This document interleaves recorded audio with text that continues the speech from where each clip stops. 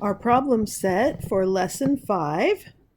Let's do a couple of examples here to maybe help you figure them out.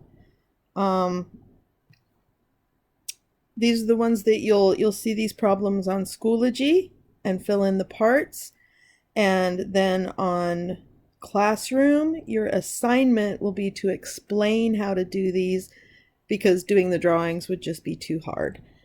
I explained number 1 for Schoology, so let's look at number 2. So Emilio paid $287.50 in taxes to the school district that he lives in this year. So that's important information. $287 this year. And that was a 15% increase from last year. We want to know, what did he pay last year? So we always start out with our 100% number line. So this is 100%. And 100%, what are we comparing to? We're comparing to last year. So this is last year's taxes. And then we draw our second number line, which is going to be this year's taxes. And we know that that is an increase. So this year is an increase. It's bigger than last year. That's this year's taxes. And it's a 15% increase. So this is going to be 15% more. That's going to be 115%.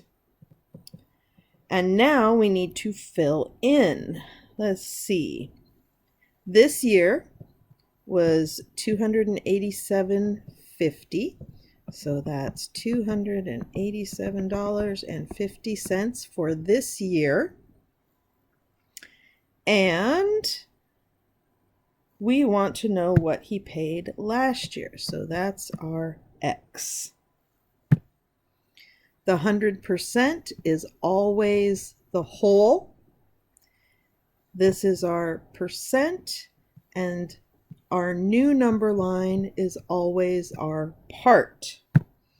So we can write part equals percent times whole and fill in. Our part is the 287.50 equals what percent? That's 115%. So how do we write that as a decimal? 1.15 times our whole, which we don't know. Our whole is X. So we want to solve for X. We do that by using our properties of equality, our opposite operations. I'm going to divide both sides by 1.15.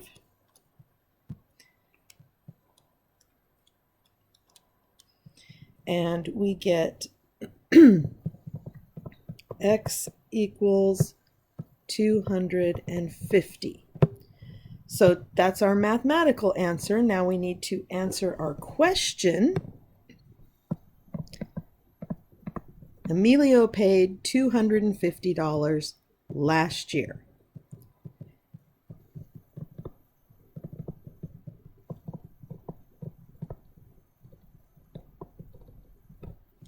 So does that make sense? Our bigger number line is at 115% is $287.50. Our smaller one is 250. So yes, those numbers look good. These are the numbers that you'll be filling in on the Schoology assignment as well. I know it's a little confusing, but that was the best I had, especially in a short amount of time. Don't worry about this. We're just using this for learning. So there's a lot of generosity in our virtual environment since we're just starting here. Let's look at one on the back. Using factors of 100, I did number 6 in the Schoology video. So let's do number 7. Yoshi is 5% taller today. So 5% taller today than she was 1 year ago. Current height is 168 centimeters. We want to know how tall was she 1 year ago. Now, even though these use factors of 100, I still like to use my little diagram here. We know that our 100%, what are we comparing to? We're comparing to last year. And then today, this one is bigger. It's 105%. She's taller today, so it's more. And what do I know? I know that her current height, that's today, is 168 centimeters, and we are looking for how tall she was last year. So to use factors of 100, the first thing we want to do is find our greatest common factor. And so we are looking for a greatest common factor of 100% and 105%. So how can we break those down? Our greatest common factor is going to be 5%. So I'm going to take my 105% and divide it by 5%. That is going to give me 21 pieces. If you're using your percent diagram handout, are the ones with pictures on it, this will help you. This is the back side with all of those number lines broken into pieces. And then last year, which is our 100%, breaking that into 5%, we get 20 pieces out of that. So we've broken this number line up into a whole bunch of pieces. We've broken this number line up into a whole bunch of pieces. 20 pieces for the 100%, 21 pieces. This is 21 pieces. This one is 20 pieces.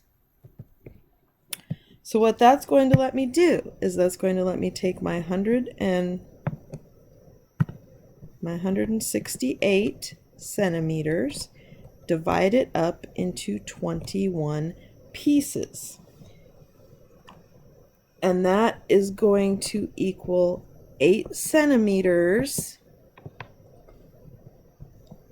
in every 5% that I have. So every one of these pieces over here is 5%, and there's 8 centimeters in each one. Now, if I want to find my 100%, I have 20 pieces. So I take that 8 centimeters and I multiply it by my 20 pieces. That's going to give me 160. So we know that she was 160 centimeters last year.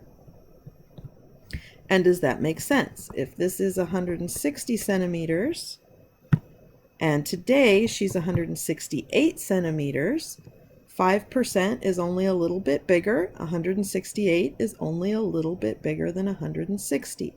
So this answer makes sense.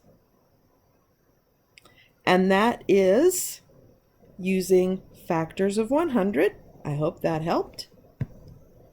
And using our double number line.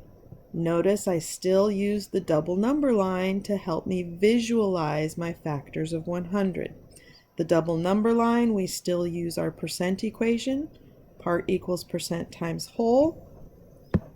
Factors of 100, we are just using the value of each piece and multiplying it by how many pieces we want. I hope this helps. Enjoy doing your percents.